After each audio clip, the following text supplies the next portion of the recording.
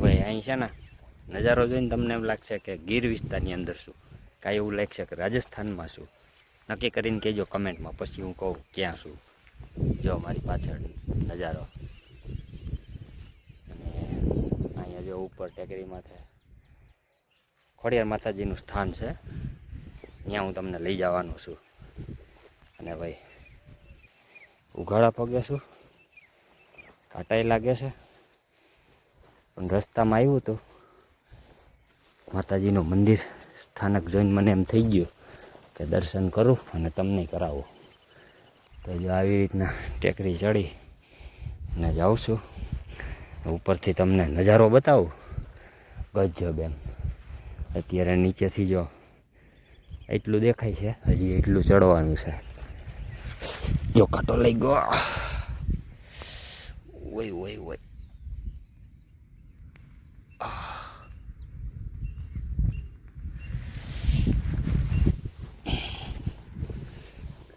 હાલો ઉપર જઈને બતાવું પછી. એકદમ કડાવ હતું, માંડ છેડ્યો. હવે જો માતાજી પાસે પહોંચી ગયો છું. બન્યા રહેજો, દર્શનને નજારો ગજબ બતાવું હમણાં. જો કેમ છે નજારો, પવન ચોકી તો મોટી મોટી, વાતાવરણ ગજબ છે. અને ફરતી બાજુ પર્વતમાળા જ દેખાય છે. તો હવે જલ્દીથી કમેન્ટ કરવા લો કયો ઇલાકો છે આ, પછી તમને માતાજીના દર્શન કરાવું. આ બાજુ આવું દેખાય છે, અને ઓલી બાજુ જો કેવું દેખાય છે. મને તો મજા જ આવી ગઈ. આ બાજુ જો બધી બાજુ પર્વતમાળા છે. કમેન્ટ કરો જલ્દી, કયો ઇલાકો છે. પછી જો અહીંયા માતાજીનું મંદિર છે, ધજાના દર્શન કરાવી દઉં પહેલાં, પછી હમણાં તમને માતાજીના દર્શન કરાવું. એ પહેલાં જલ્દીથી લખવા માંડો ઇલાકો કયો છે, પછી હું તમને કહું. મજા જ આવી રાખે એવું લોકેશન છે, અને માતાજીના દર્શન કરવાની મજા આવી ગઈ. હમણાં તમને કરાવી દો. હાલો પહેલાં કરાવી દો. કમેન્ટ કરતા રહીજો કયો ઇલાકો છે, અને તમે દર્શન કર્યા હોય તો પણ કહેજો. વાહ ભાઈ વાહ, જય ખોડિયારમાં. જો આ રીતના અહીંયા ખોડિયાર માતાજીનું સ્થાન આવેલું છે. માતાજી અહીંયા આવી રીતે પથ્થરની શિલામાં બિરાજમાન છે, અને આપણે દીવો અગરબત્તી માતાજીને કરી દીધા અને રજા લઈ લીધી છે વિડીયો બનાવવાની. અને મંદિરના અંદરના ભાગનું શિખરના દર્શન, બહુ જૂનું આ પુરાણું મંદિર હોય એવું લાગે છે. જો ગોખલા ને એવું બધું જોઈને અહીંયા માતાજીના ફોટારૂપી દર્શન છે, છબી છે. ને અહીંયા ઇલેક્ટ્રિક નગારું છે, ફાટી ગયું છે.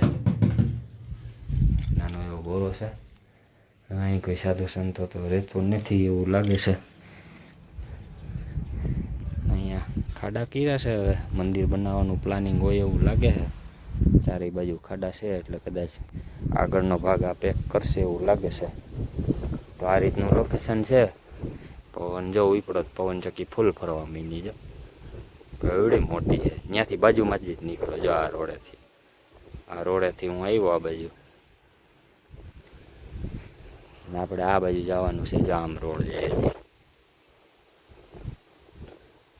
જો આ રોડેથી પાછું આમ આપણે જવાનું છે.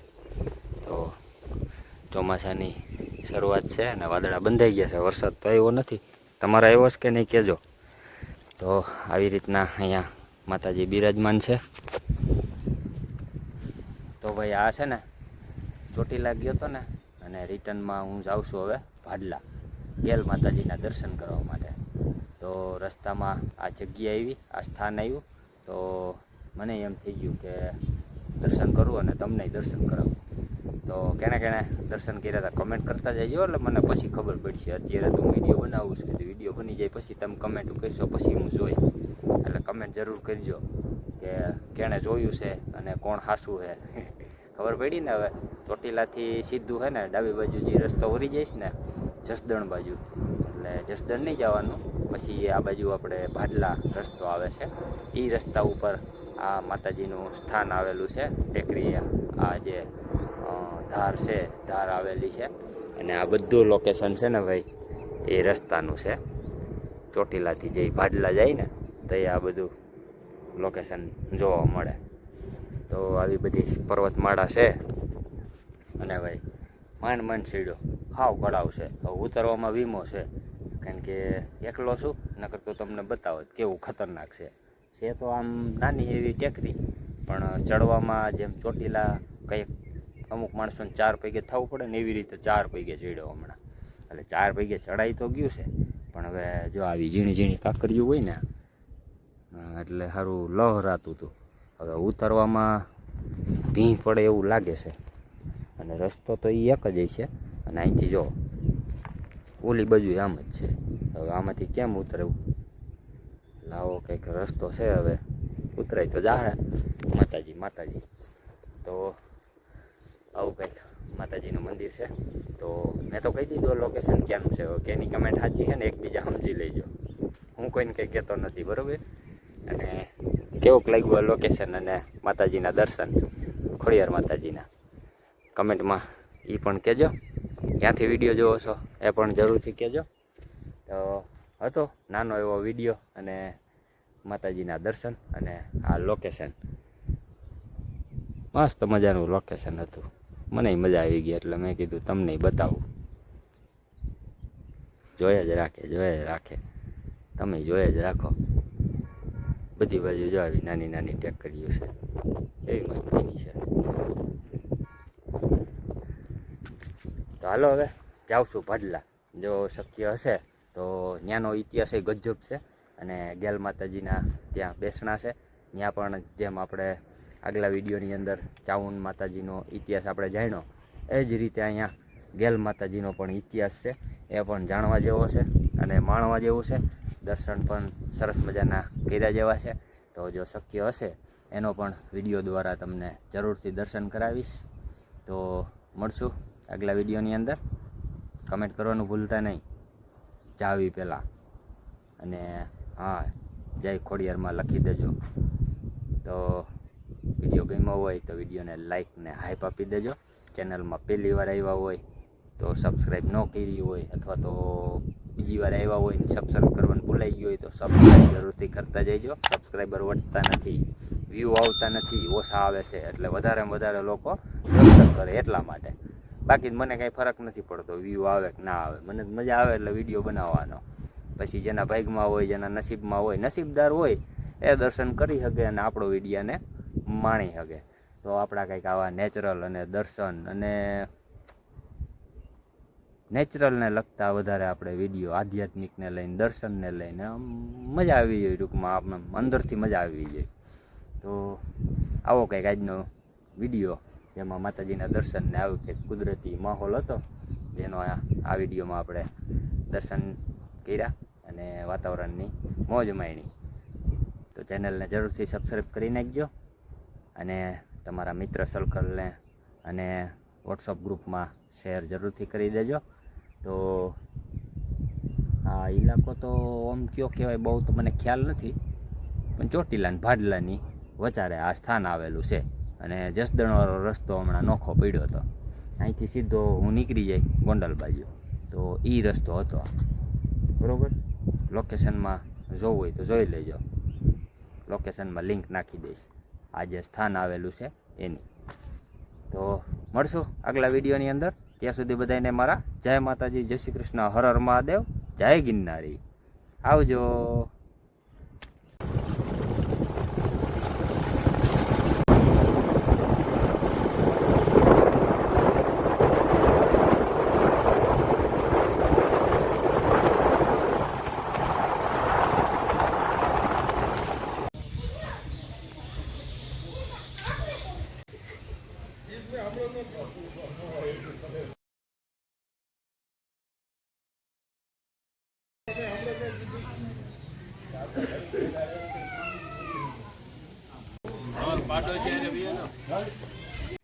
કાચ બોલ્યો જો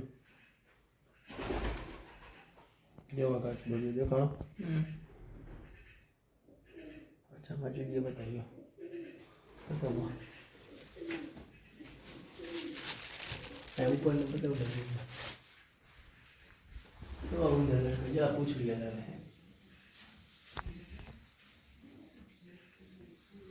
જોરથી અવાજ કર ને તો જો નજીક કેવું એવું સ્ટોક છે જો ખોટું લાગે ને રાતને દેખાય જ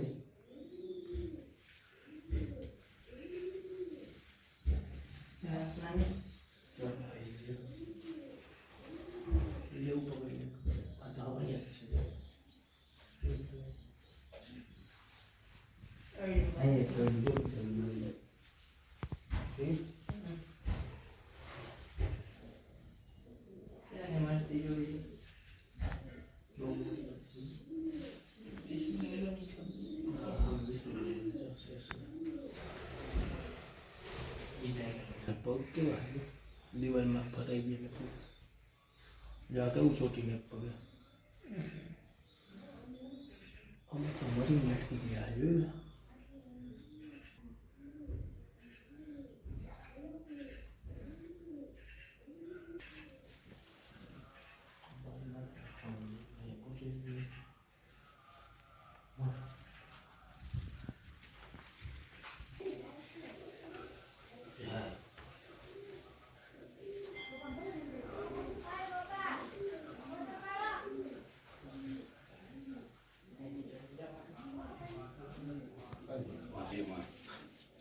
આગળ નવરા રાખજો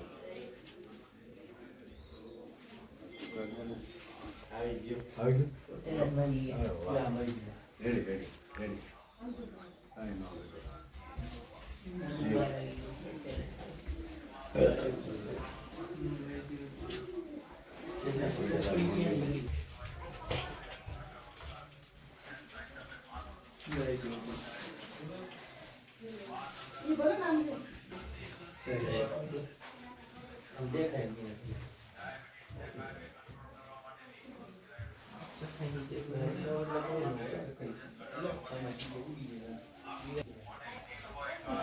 મોટા નથી